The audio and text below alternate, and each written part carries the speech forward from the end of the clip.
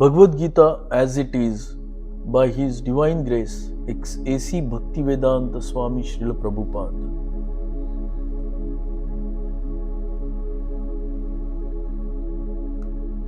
Chapter 1. Observing the armies on the battlefield of Kurukshetra. Dhritarashtra said, O Sanjaya, after my sons and the sons of Pandu assembled in the place of pilgrimage at Kurukshetra, desiring to fight, what did they do?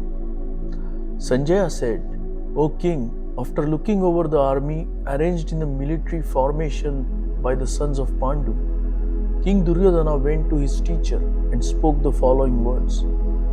O my teacher, behold the great army of the sons of Pandu, so expertly arranged by your intelligent disciple, the son of Drupada. Here in this army are many heroic bowmen, equal in fighting to Bhima and Arjuna. Great fighters like Yudhana, Virata and Drupada. There are also great heroic, powerful fighters like Drishtaketu, Chekitana, Kashiraja, Purujit, Kunti Bhoja and Saibhya. There are mighty Yadhamunya, the very powerful Uttamaju, the son of Subhadra and the sons of Draupadi. All these warriors are great chariot fighters. But for your information, O best of Brahmanas, let me tell you about the captains who are especially qualified to lead my military force.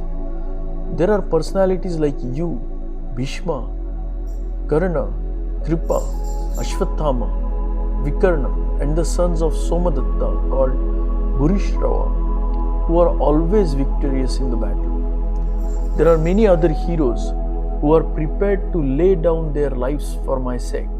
All of them are well equipped with different kinds of weapons and all are experienced in military service. Our strength is immeasurable and we are perfectly protected by grandfather Bhishma, whereas the strength of the Pandavas, carefully protected by Bhima, is limited. All of you must now give full support to grandfather Bhishma. As you stand at your respective strategic points of entrance into the phalanx of the army, then Bhishma, the great valiant grandsire of the Kuru dynasty, the grandfather of the fighters, blew his conch shell very loudly, making a sound like the roar of lion, giving Duryodhana joy. After that, the conch shell, drums, bugles, trumpets and horns were all suddenly sounded, and the combined sound was tumultuous. On the other side, both Lord Krishna and Arjuna, stationed on a great chariot drawn by white horses, sounded their transcendental conch shell. Lord Krishna blew his conch shell called Panchajanya. Arjuna blew his, the Devdatta, and Bhima, the voracious eater and performer of Herculean tasks, blew his terrific conch shell called Pundra.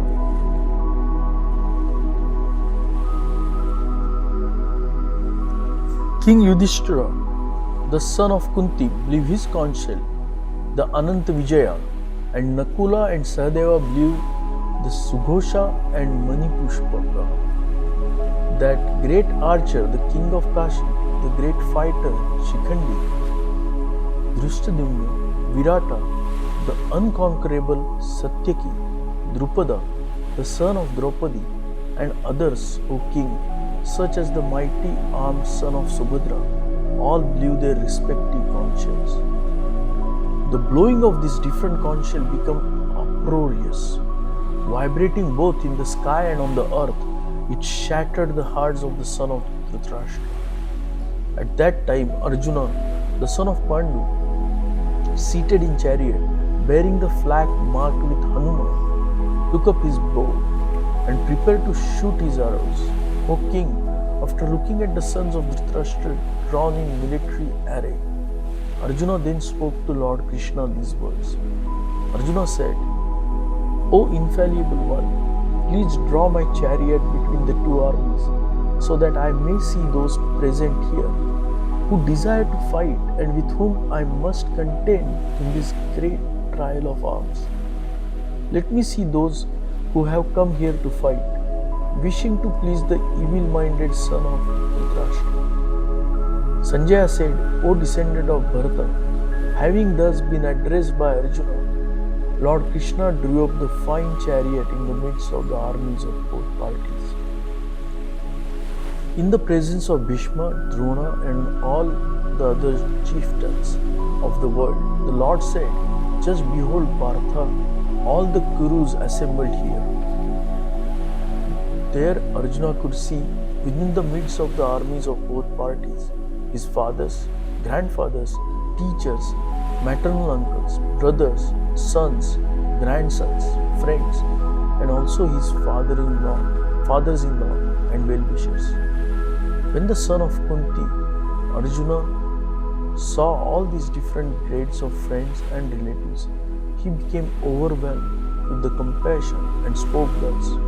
Arjuna said, My dear Krishna, seeing my friends and relatives present before me in such a fighting spirit, I feel the limbs of my body quivering and my mouth drying up. My whole body is trembling. My hair is standing on end. My bow, Gandiva, is slipping from my hand and my skin is burning. I am now unable to stand here any longer. I am forgetting myself and my mind is reeling. I see only causes of misfortune. O Krishna, killer of Keshi them all. I do not see how any good can come from killing my own kinsmen in this battle, nor can I, my dear Krishna, desire any subsequent victory, kingdom or happiness. O Govinda, of what avail to us are a kingdom, happiness or even life itself, when all those for whom we may desire them are now arrayed on this battlefield? O Madhusudana, when teachers, fathers, sons, grandfathers, maternal uncles, fathers-in-law, grandsons, brothers-in-law, and other relatives are ready to give up their lives and properties and are standing before me, why should I wish to kill them, even though they might otherwise kill me? O maintainer of all living entities, I am not prepared to fight with them, even in exchange of the 3 words, let alone this earth. What pleasure will we derive from killing the sons of Dhritarashtra? Sin will overcome us if we slay such aggressors. Therefore, it is not proper for us to kill the sons of Dhritarashtra and our friends.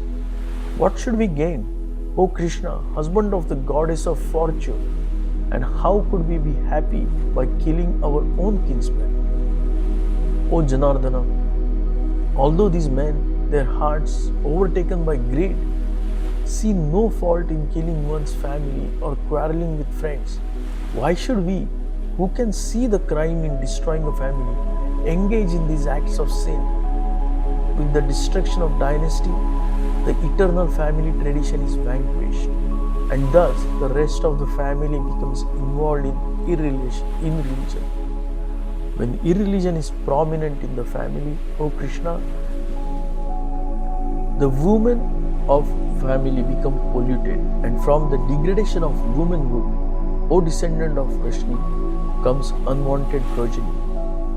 An increase of unwanted population certainly causes hellish life, both for the family and for those who destroy the family tradition. The ancestors of such corrupt families fall down because the performances for offering them food and water are entirely stopped.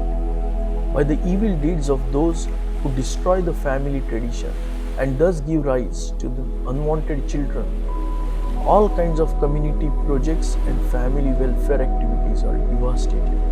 O Krishna, maintainer of the people, I have heard by disciplic succession that those whose family traditions are destroyed dwell always in hell. Alas, how strange it is that we are preparing to commit greatly sinful acts.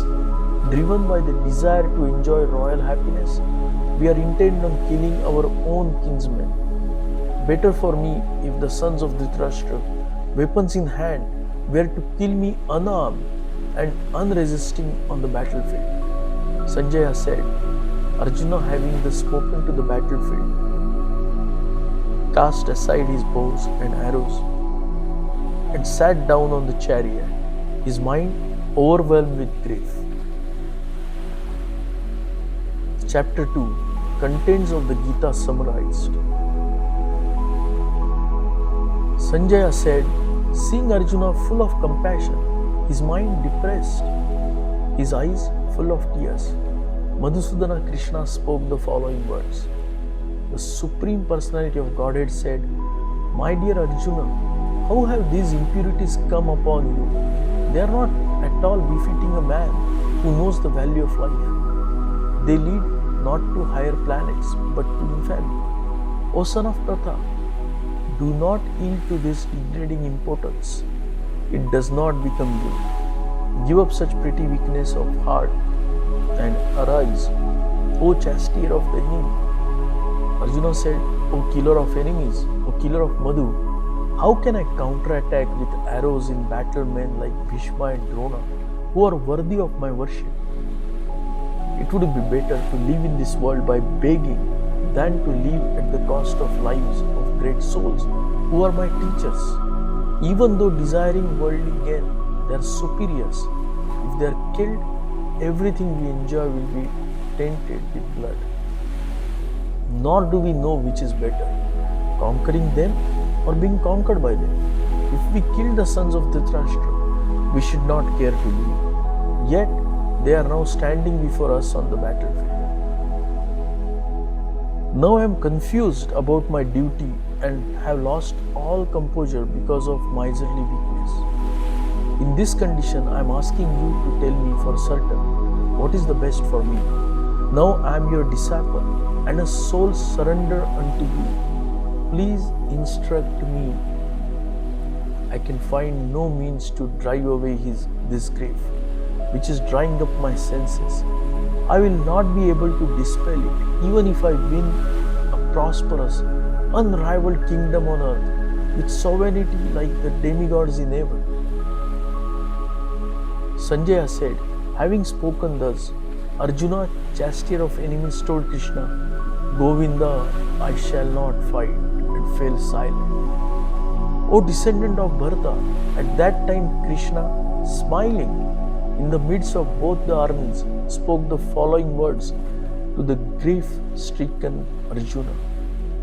The Supreme Personality of Godhead said, while speaking learned words, you are mourning for what is not worthy of grief. Those who are wise lament neither for living nor for dead. Never was there a time when I did not exist, nor you, nor all these kings, nor in the future shall any of us cease to be. As the embodied soul continuously passes in this body from boyhood to youth to old age, the soul similarly passes into another body at death. A sober person is not bewildered by such change. O son of Kunti, the non-permanent appearance of happiness and distress, and their disappearance in the due courses, are like the appearance and disappearance of winter and summer seasons. They arise from sense perception, O scion of Bharata, and one must learn to tolerate them without being disturbed. O best among men, Arjuna, the person who is not disturbed by happiness and distress and is steady in both is certainly eligible for liberation. Those who are seers of the truth have concluded that of the non-existent, the material body, there is no endurance, and of the eternal, the soul, there is no change. This they have concluded by studying the nature of both. That which pervades the entire body, you should know to be indestructible. No one is able to destroy that imperishable soul. The material body of the indestructible, immeasurable and eternal living entity is sure to come to an end. Therefore, fight, O descendant of Bharata. Neither he who thinks the living entity is slayer, nor he who thinks it is slain, is in knowledge. For the self slays, not nor in slain. For the soul there is neither birth nor death at any time. He has not come into being, does not come into being, and will not come into being. He is unborn, eternal, ever-existing, and primal. He is not slain when the body is slain. O Partha, how can a person who knows that the soul is indestructible, eternal, unborn, and immutable kill anyone or cause anyone to kill? As a person puts on new garments, giving up old ones, the soul similarly accepts new material bodies, giving up the old and useless ones. The soul can never be cut to pieces by any weapon, nor burned by fire, nor moistened by water, nor withered by the wind.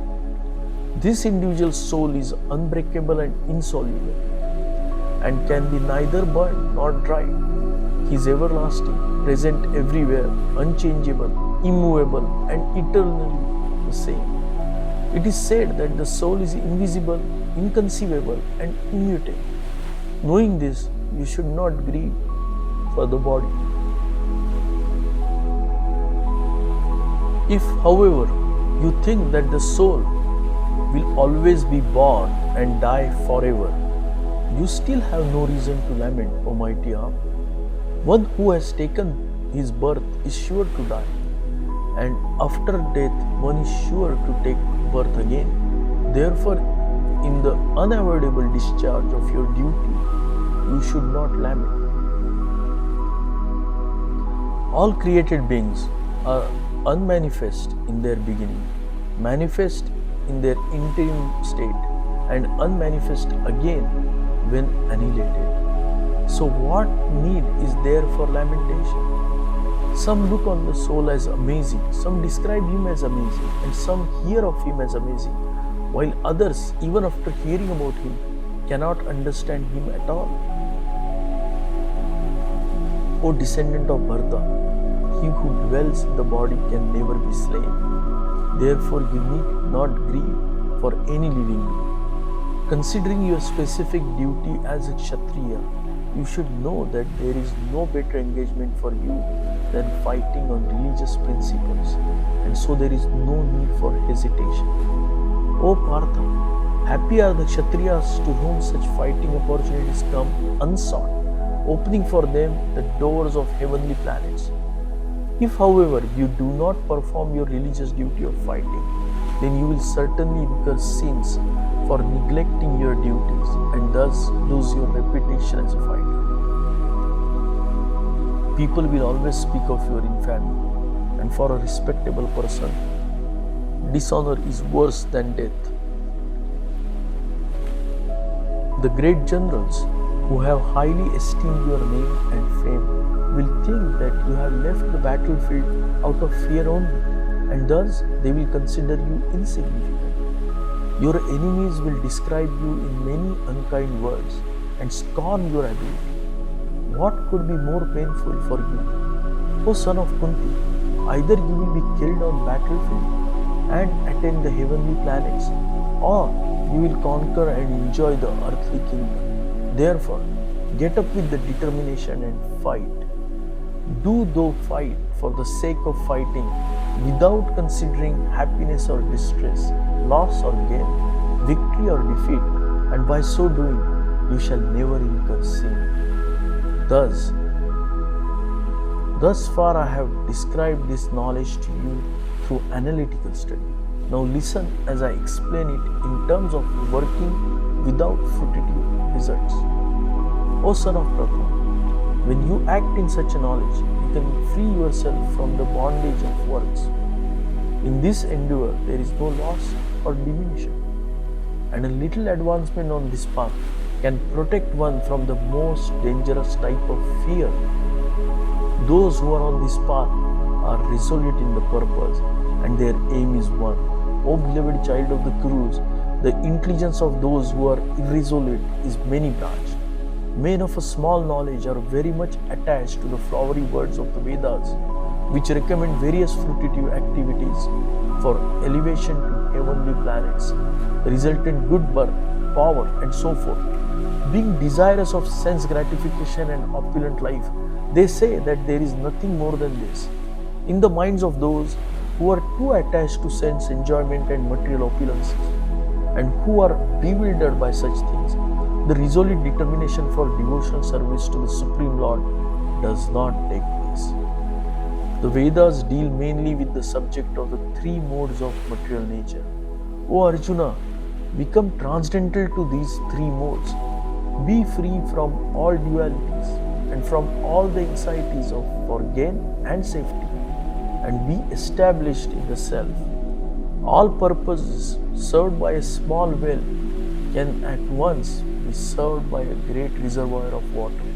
Similarly, all the purposes of the Vedas can be served to one who knows the purpose behind them.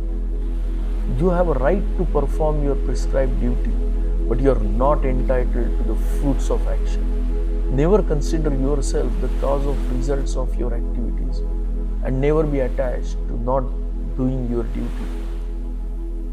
Perform your duty equipoised, O Arjuna, abandoning all attachment to success or failure. Such equanimity is called yoga. O Dhananjaya, keep all abominable activities far distant by devotional service, and in that consciousness surrender unto the Lord. Those who want to enjoy the fruits of their work are misers. A man engaged in the devotional service reads himself on both good and bad reactions even in this life. Therefore, strive for yoga, which is the art of all work. By thus engaging in devotional service to the Lord, great sages or devotees free themselves from the results of work in the material world. In this way, they become free from the cycle of birth and death and attain the state beyond all miseries. When your intelligence has passed out of the dense forest of delusion, you shall become indifferent to all that has been heard and all that is to be heard. When your mind is no longer disturbed by the flowery language of Vedas, and when it remains fixed in the trance of self-realization, then you will have attained the divine consciousness. Arjuna said, O Krishna, what are the symptoms of one whose consciousness is thus merged in transcendence? How does he speak? And what is his language? How does he sit? And how does he walk? The Supreme Personality of Godhead said, O Partha, when a man gives up all varieties of desire for sense gratification, which arise from the mental concoction, and when his mind, thus purified, finds satisfaction in the self alone, then he is said to be in pure transcendental consciousness.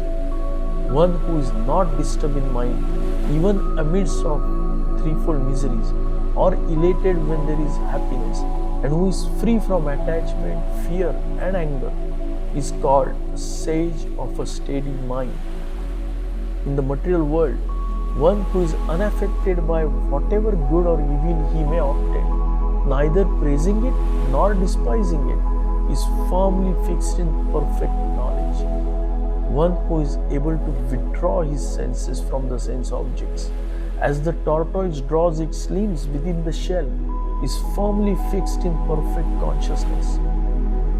Though the embodied soul may be restricted from sense enjoyment, the test for sense object remains. But the ceasing such activities, engagements, by experiencing a higher test, he is fixed in consciousness. The senses are so strong and impetuous, O Arjuna, that they forcibly carry away the mind even of a man of a discrimination who is endeavoring to control them. One who restrains his senses, keeping them under full control, and fixes his consciousness upon me, is known as a man of steady intelligence. While contemplating the object of the senses, a person develops attachment for them, and from such attachment, lust develops, and from lust, anger arises. From anger, complete delusion arises, and from delusion, bewilderment of memory. And when memory is bewildered, intelligence is lost. And when intelligence is lost, one falls down again into the material pool. But a person free from all the attachment and aversion and able to control his senses through regulative principle of freedom can obtain the complete mercy of the Lord. For one thus satisfied, the threefold miseries of material existence exist no longer. In such a satisfied consciousness, one's intelligence is soon well established. One who is not connected with the Supreme can have neither transcendental intelligence nor a steady mind, without which there is no possibility of peace. And how can there be any happiness without peace? As a strong wind sweeps away a boat on the water, even one of the roaming senses on which the mind focuses can carry away a man's intelligence. Therefore, O mighty arm, one whose senses are restrained from their objects is certainly of a steady intelligence. What is the night for all beings is the time of awakening for the self-control. And the time of awakening for all beings is night for the introspective sage. A person who is not disturbed by incessant flows of desires that enter like a river into the ocean, which is ever being filled but is always still, can alone achieve peace, and not the man who strives to satisfy such desires. A person who has given up all desires for sense gratification, who lives free from desires, who has given up all sense of proprietorship and is devoid of false ego, he alone can attain real peace. That is the way of spiritual and godly life, after attaining which a man is not bewildered. If one is thus situated even at the hour of death, one can enter into the kingdom of God. Chapter 3, Karma Yoga. Arjuna said, O Janardana, O Keshava, why do you want to engage me in this ghastly warfare? If you think that intelligence is better than fruitive work, my intelligence is bewildered by your equivocal instructions. Therefore, please tell me decisively which will be most beneficial for me. The Supreme Personality of Godhead said, O sinless Arjuna, I have already explained that there are two classes of men who try to realize the self. Some are inclined to understand it by empirical, philosophical speculation, and others by devotional service. Not by merely abstaining from work can one achieve freedom from reaction, nor by renunciation alone can one attain perfection. Everyone is forced to act helplessly according to the qualities he has acquired from the modes of material nature. Therefore, no one can refrain from doing something, not even for a moment. One who restrains the sense of action, but whose mind dwells on the sense objects, certainly deludes himself and is called pretender. On the other hand, if a sincere person tries to control the active senses by the mind and begins karma yoga without attachment, he is by far superior. Perform your prescribed duties, for doing so is better than not working. One cannot even maintain one's physical body without work. Work done as a sacrifice for Vishnu has to be performed. Otherwise, work causes bondage in this material world. Therefore, O son of Kunti, perform your prescribed duties for his satisfaction, and in that way you will always remain free from bondage. In the beginning of creation, the Lord of all creatures sent forth generations of men and demigods, along with sacrifices for Vishnu, and blessed them by saying, Be thou happy by this yajna, because its performance will bestow upon you everything desirable for living happily and achieving liberation. The demigods, being pleased by the sacrifices, will also please you, and thus by cooperation between men and demigods, prosperity will regain for all. In charge of the various necessities of life, the demigod, being satisfied by the performance of yajna, will supply all necessities to you. But he who enjoys such gifts without offering them to demigods in return is certainly a thief. The devotee of Lord are released from all kinds of sins. because they eat food which is offered first for sacrifice. Others who prepare food for personal sense enjoyment verily eat only sin. All living bodies subsist on food grains which are produced from rains. Rains are produced by performance of yajna, and yajna is born of prescribed duties. Regulated activities are prescribed in the Veda, and the Vedas are directly manifested from the Supreme Personality of Godhead. Consequently, the all-pervading transcendence is eternally situated in the act of sacrifice. My dear Arjuna, one who does not follow in human life the cycle of sacrifice, thus established by the Vedas, certainly leads a life full of sin. Living only for the satisfaction of the senses, such person lives in vain.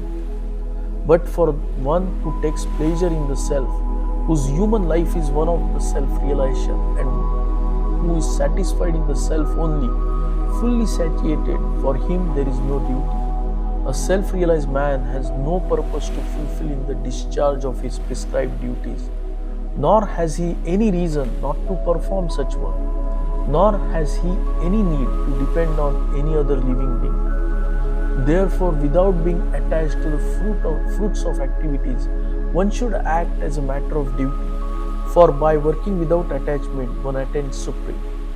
Kings such as Janaka attained perfection by solely performance of prescribed duties. Therefore, just for the sake of educating the people in general, you should perform your work. Whatever action a great man performs, common men follow, and whatever standards he set by exemplary acts, all the world pursues.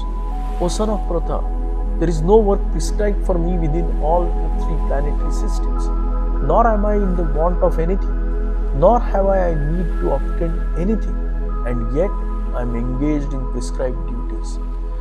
For if I ever failed to engage in carefully performing prescribed duties, O Partha, certainly all men would follow my path. If I did not perform prescribed duties, all these worlds would be put to ruination. I would be the cause of creating unwanted population, and I would thereby destroy the peace of all living beings.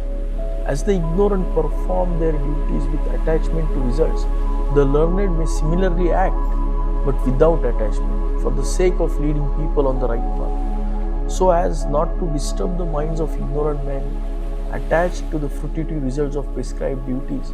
A learned person should not include them to stop work. Rather, by working in the spirit of devotion, he should engage them in all sorts of activities. The spirit soul, bewildered by the influence of false ego, think himself the doer of activities that are actuality carried out by the three modes of material nature. One who is in the knowledge of absolute truth, O mighty arm, does not engage himself in the sense and sense gratification, knowing well the difference between the work in devotion and work for fruitive results. Bewildered by the modes of material nature, the ignorant fully engage themselves in material activities and become attached, but the wise should not unsettle them, although these duties are inferior due to the performer's lack of knowledge. Therefore, O Arjuna, surrendering all your work unto me with full knowledge of me, without desires for profit, with no claims to proprietorship, and free from lethargy, fight. Those persons who execute their duties according to my injunctions and who follow this teaching faithfully without envy become free from the bondage of fruitive actions. But those who out of envy disregard these teachings and do not follow them regularly are to be considered bereft of all knowledge, befooled, and ruined in their endeavors for perfection. Even a man of knowledge acts according to his own nature, for everyone follows the nature he has acquired from the three modes. What can repression accomplish? There are principles to regulate attachment and aversion pertaining to the sense and their objects. One should not come under the control of such attachment and aversions, because they are stumbling blocks on the path of self-realization. It is far better to discharge one's prescribed duties, even though faulty, than another's duties perfectly. Destruction in the course of performing one's own duty is better than engaging in another's duties. For to follow another's path is dangerous. Arjuna said, O descendant of Varshni, by what is one impelled to sinful acts, even unwillingly as if engaged by force? The Supreme Personality of Godhead said, it is lust only, Arjuna, which is born of contact with the material mode of passion and later transformed into wrath, and which is the all-devouring sinful enemy of this world. As fire is covered by smoke, as a mirror is covered by dust, or as the embryo is covered by the womb, the living entity is similarly covered by different degrees of this lust.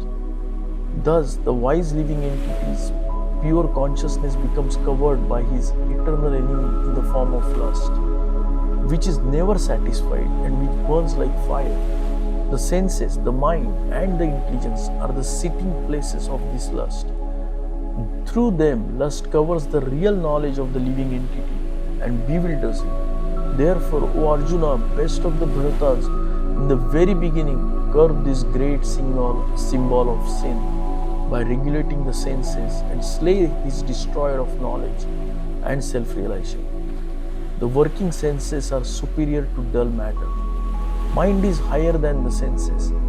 Intelligence is still higher than the mind, and he, soul, is even higher than the intelligence. Thus, knowing oneself to be transcendental to the material senses, mind and intelligence, O mighty arm, Arjuna, one should steady the mind by deliberate spiritual intelligence, and thus, by spiritual strength, conquer this insatiable enemy known as lust.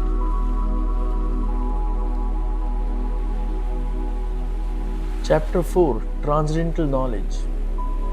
The Personality of Godhead, Lord Krishna said, I instructed this imperishable science of yoga to the sun god Vivasvana, and Vivasvana instructed it to Manu, the father of mankind, and Manu in turn instructed it to Ishwara. The supreme science was thus received through the chain of disciplic succession, and the saintly kings understood it in that way. But in the course of time, the succession was broken, and therefore the science as it appears to be lost. That very ancient science of the relationship with the Supreme is today told by me to you, because you are my devotee as well as my friend, and can therefore understand the transcendental mystery of this science. Arjuna said, the sun god Vivasvana is senior by birth to you. How am I to understand that in the beginning you instructed this science to him? The Personality of Godhead said, many, many births both you and I have passed. I can remember all of them, but you cannot, O subduer of the enemy. Although I am unborn and my transcendental body never deteriorates, and although I am the Lord of all living entities, I still appear in every millennium in my original transcendental form. Whenever and wherever there is a decline in religious practice, O descendant of Bharata, and a prominent rise of irreligion, at that time I descend myself to deliver the pious and to annihilate the miscreants, as well as to re-establish the principle of religion. I myself appear, millennium after millennium. One who knows the transcendental nature of my appearance and activities does not, upon leaving the body, take his birth again in this material world, but attains my eternal abode, O Arjuna. Being freed from the attachment, fear and anger, being fully absorbed in me and taking refuge in me, many persons in the past became purified by knowledge of me, and thus they all attained transcendental love for me. As all surrender unto me, I reward them accordingly. Everyone follows my path in all respects, O son of Pratha. Men in this world desire success in fruitive activities, and therefore they worship the demigods. Quickly, of course, men get results from the fruitive work in this world. According to the three modes of material nature and the work associated with them, the four divisions of human society are created by me. And although I am the creator of this system, you should know that I am yet a non-doer, being unchangeable. There is no work that affects me, nor do I aspire for the fruits of action. One who understands this truth about me also does not become entangled in the fruitive reaction of the world. All the liberated souls in these ancient times acted with this understanding of my transcendental nature. Therefore, you should perform your duty following in their footsteps. Even the intelligent are bewildered in determining what is action and what is inaction. Now I shall explain to you what action is, knowing which you shall be liberated from all misfortune. The intricacies of action are very hard to understand. Therefore, one should know properly what action is, what forbidden action is, and what inaction is. One who sees inaction in action and action in inaction is intelligent among men, and he is in the transcendental position although engaged in all sort of activities. One is understood to be in full knowledge, whose every endeavor is devoid of desire for sense gratification. He is said by sages to be the worker for whom the reaction of work have been burned up by the fire of perfect knowledge. Abandoning all attachment to the results of his activities, ever satisfied and independent, he performs no fruitive action, although engaged in all kinds of undertaking. Such a man of understanding acts with mind and intelligence perfectly controlled, gives up all sense of proprietorship over his possessions, and acts only for the bare necessities of life. Thus working, he is not affected by sinful reactions. He who is satisfied with the gain which comes of its own accord, who is free from duality and does not envy, who is steady in both success and failure, is never entangled, although performing actions. The work of a man who is unattached to the modes of material nature and who is fully situated in transcendental knowledge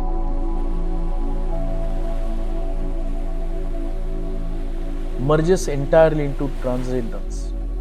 A person who is fully absorbed in Krishna consciousness is sure to attain the spiritual kingdom because of his full contribution to spiritual activities, in which consumption is absolute and that which is offered is of the same spiritual nature. Some yogis perfectly worship the demigods by offering different sacrifices to them, and some offer sacrifices in the fire of Supreme Buddha. Some, the unadulterated brahmacharis, sacrifice the hearing process and the senses in the fire of mental control, and the others sacrifice the objects of senses in the fire of senses. Others who are interested in achieving self-realization through control of the mind and senses offer the functions of all the senses and of the life breath as oblations into the fire of control mind. Having accepted strict vows, some become enlightened by sacrificing their possessions, and others by performing severe austerities, by practicing the yoga of Eightfold Mysticism, or by studying the Vedas to advance in transcendental knowledge. Still others, who are inclined to the process of breath restraint to remain in trance, practice by offering the movement of outgoing breath into the incoming breath and incoming breath into the outgoing, and thus at last remain in trance, stopping all breath. Others, curtailing the eating process, offer the outgoing breath into itself as a sacrifice. All these performers who know the meaning of sacrifice become cleansed of sinful reactions, and having tasted the nectar of the results of sacrifices, they advance towards the supreme eternal atmosphere. O best of the Kuru dynasty, without sacrifice one can never live happily on this planet or in this life. What then of the next? All these different types of sacrifice are approved by the Vedas, and all of them are born of different types of work. Knowing them as such, you will become liberated. O chastiser of the enemy, the sacrifice performed in the knowledge is better than mere sacrifice of material possessions. After all, O son of Pratap, all sacrifices of work culminate in transcendental knowledge. Just try to learn the truth by approaching a spiritual master.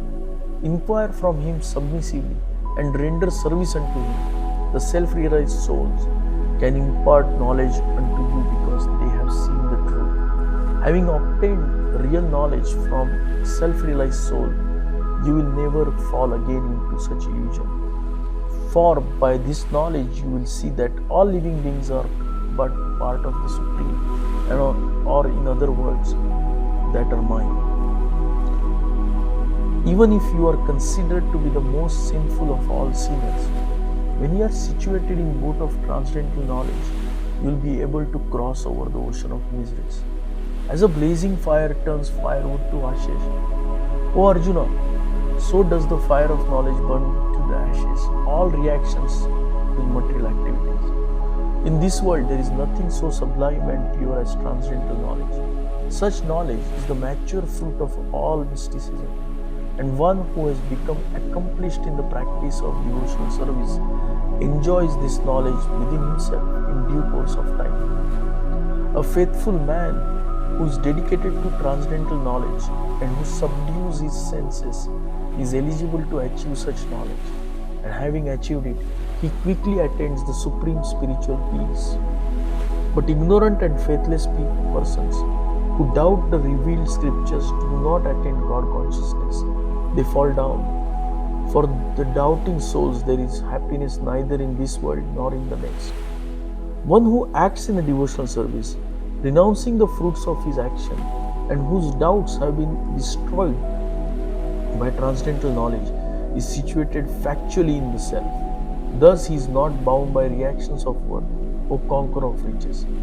Therefore the doubts which have arisen in your heart out of ignorance should be slashed by the weapon of knowledge.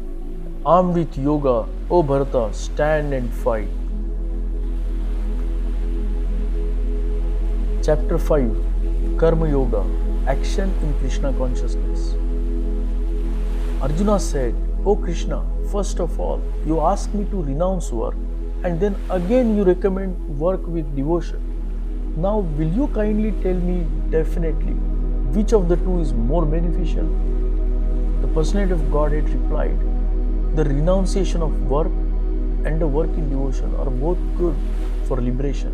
But of the two, work in devotional service is better than renunciation of work. One who neither hates nor desires the fruits of his activities is known to be always renounced. Such a person, free from all dualities, easily overcomes material bondage and is completely liberated, O mighty arm Arjuna. Only the ignorant speak of devotional service as being different from the analytical study of the material world. Those who are actually learned say that he who applies himself well to one of these paths achieves the results of both. One who knows that the position reached by means of analytical study can also be attained by devotional service, and who therefore sees analytical study and devotional service to be on the same level, sees things as they are. Merely renouncing all activities yet not engaging in devotional service of the Lord cannot make one happy. But a thoughtful person engaged in devotional service can achieve the Supreme without delay. One who works in devotion, who is pure soul and who controls his mind and senses, is dear to everyone, and everyone is dear to him. Though always working, such a man is never entangled. A person in the divine consciousness, although engaged in seeing, hearing, touching, smelling, eating, moving about, sleeping and breathing, always knows within himself that he actually does nothing at all. Because while speaking, evacuating, receiving or opening or closing his eyes, he always knows that only the material senses are engaged with their objects and that he is aloof from them. One who performs his duty without attachment, surrendering the results unto the Supreme Lord, is unaffected by sinful action, as the lotus leaf is untouched by water. The yogis, abandoning attachment, act with body, mind, intelligence, and even with the senses only for the purpose of purification. The steadily devoted soul attains unadulterated peace because he offers the result of all activities to me. Whereas a person who is not in union with divine, who is greedy for the fruits of his labor, becomes entangled. When the embodied living being controls his nature and mentally renounces all actions, he resides happily in the city of 9 gates, neither working nor causing work to be done. The embodied spirit, master of the city of this body, does not create activities, nor does he induce people to act, nor does he create the fruits of action. All this is enacted by the modes of material nature. Nor does the Supreme Lord assume anyone's sinful or pious activities.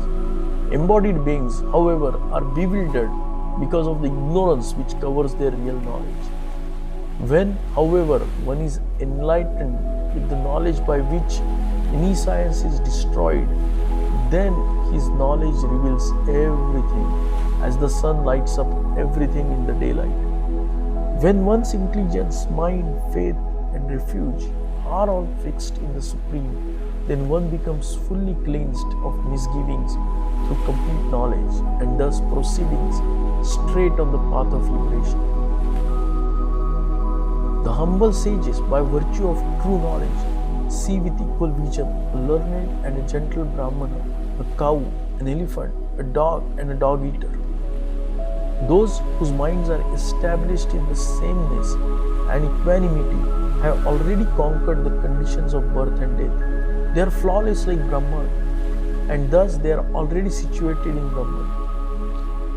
A person who neither rejoices upon achieving something pleasant, nor laments upon obtaining something unpleasant, who is self-intelligent, who is unbewildered, and who knows the science of God, is already situated in transcendence. Such a liberated person is not attached to material sense pleasure, but is always in trance, enjoying the pleasures within. In this way, the self-realized person enjoys unlimited happiness, for he concentrates on Supreme. An intelligent person does not take part in the sources of misery, which are due to contact with the material senses. O son of Kunti, such pleasures have a beginning and an end, and so the wise man does not delight in them. Before giving up this present body, if one is able to tolerate the urges of the material senses and check the force of desire and anger, he is well situated and is happy in this world. One whose happiness is within, who is active and rejoices within, and whose aim is inward, is actually the perfect mystic. He is liberated in the Supreme, and ultimately he attains the Supreme. Those who are beyond the dualities that arise from doubts, whose minds are engaged within, who are always busy working for the welfare of all living beings, and who are free from all sins, achieve liberation in the Supreme. Those who are free from anger and all material desires, who are self-realized, self-disciplined, and constantly endeavoring for perfection, are assured of liberation in the Supreme in the very near future. Shutting out all external sense objects, keeping the eyes and vision concentrated between the two eyebrows, suspending the inward and outward breaths within nostrils, and thus controlling the mind, senses, and intelligence, the transcendentalist, aiming at liberation, becomes free from desire, fear, and anger. One who is always in this state is certainly liberated. A person in full consciousness of me, knowing me to be the ultimate beneficiary of all sacrifices and austerities, the Supreme Lord of all planets and demigods, and the benefactor and well-wisher of all living beings, attains peace from the pangs of material miseries.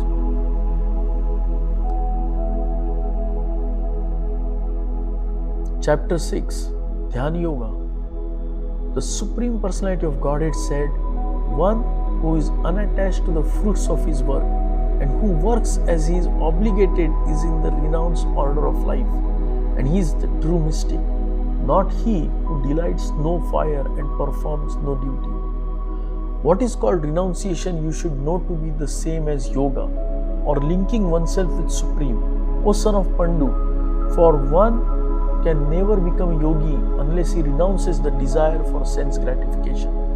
For one who is a neophyte in the Eightfold Yoga system, work is said to be the means. And for the one who is already elevated in yoga, cessation of all material activities is said to be means. A person is said to be elevated in yoga when, having renounced all material desires, he neither acts for sense gratification nor engages in fruitive activities. One must deliver himself with the help of his mind and not degrade himself. The mind is a friend of the conditioned soul and his enemy as well. For him who has conquered the mind is the best friend. But for one who has failed to do so, his mind will remain the greatest enemy. For one who has conquered the mind, the super soul is already reached, for he has attained tranquility. To such a man, happiness and distress, heat and cold, honor and dishonor are all the same. A person is said to be established in self-realization and is called a yogi when he is fully satisfied by virtue of acquired knowledge and realization.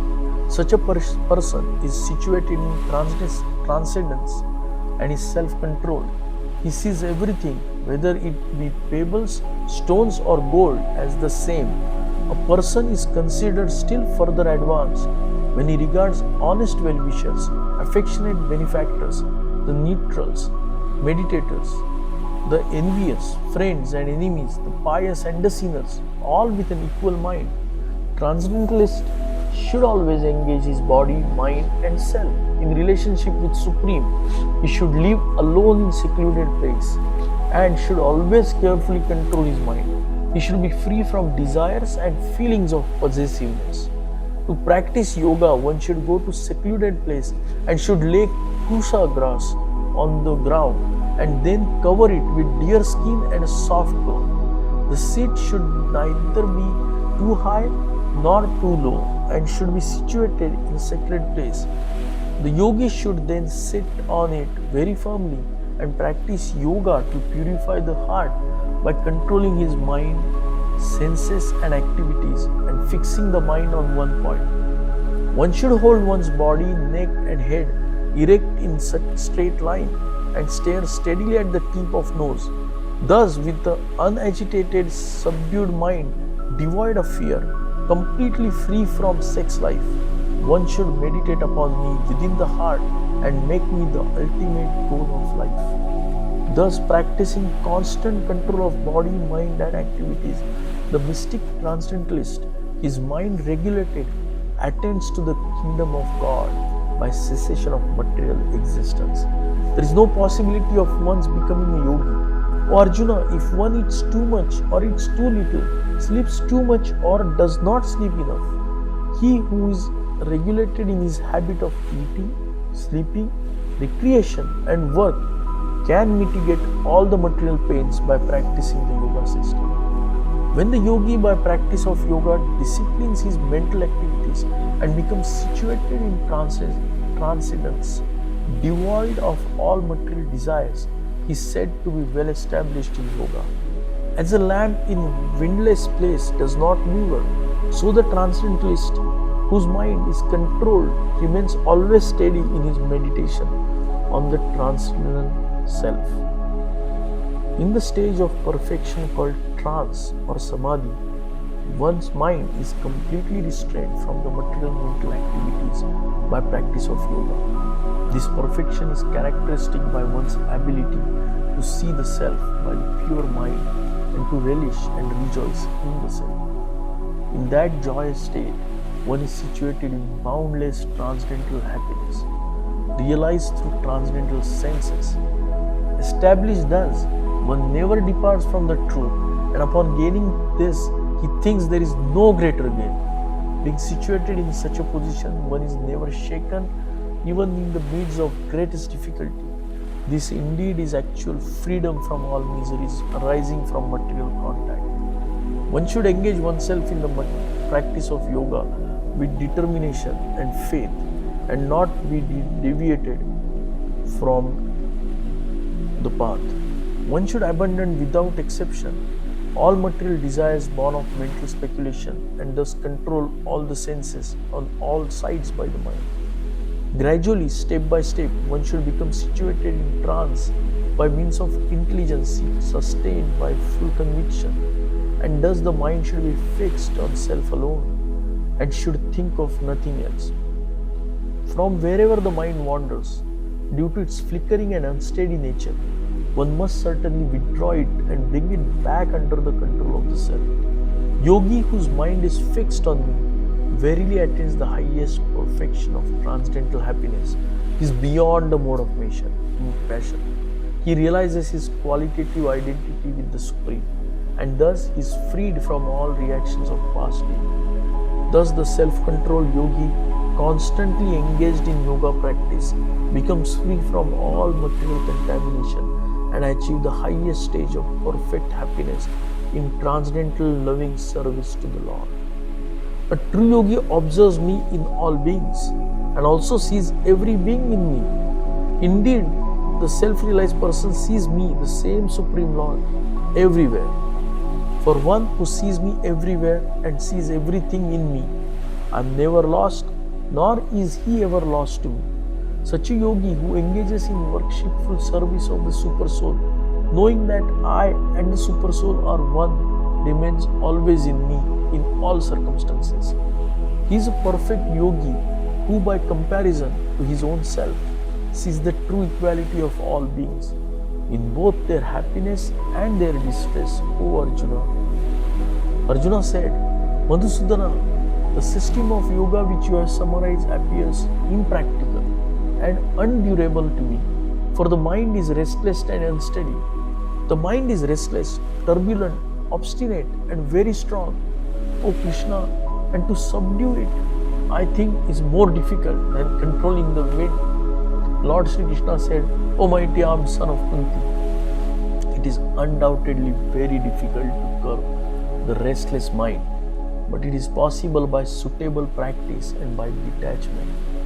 For one whose mind is unbridled, self-realization is difficult work, but he whose mind is controlled, who strives by appropriate means, is assured of success. That is my opinion.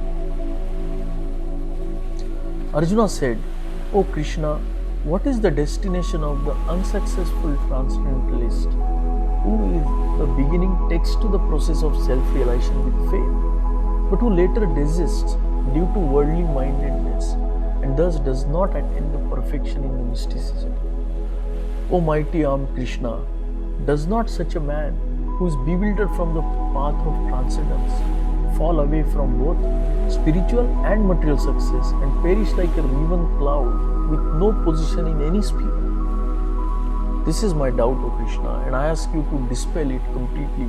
But for you, no one is to be found who can destroy this doubt. The Supreme Personality of Godhead said, Son of a Pratha, a transcendentalist engaged in the auspicious activities does not meet with destruction, either in this world or in the spiritual world. One who does good, my friend, is never overcome by evil. The unsuccessful yogi, after many years of enjoyment on the planets of the pious living entities, is born into a family of righteous people or into a family of rich aristocracy, or he takes his birth in a family of transcendentalists who are surely great in wisdom. Certainly such birth is rare in this world. On taking such birth, he revives the divine consciousness of his previous life, and he again tries to make further progress in order to achieve complete success, O son of Kuru.